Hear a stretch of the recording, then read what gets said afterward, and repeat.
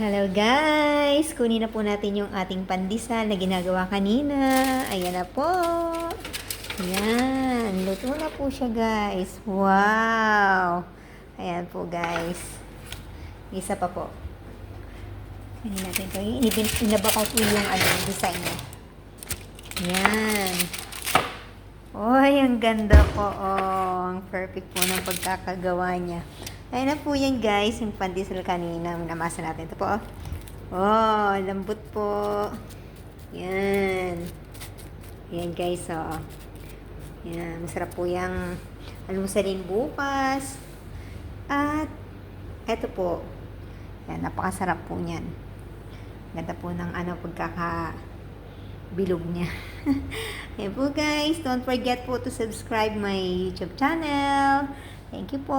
Share ko lang po sa inyo yung aking sariling version ng pandesal. Ayan po.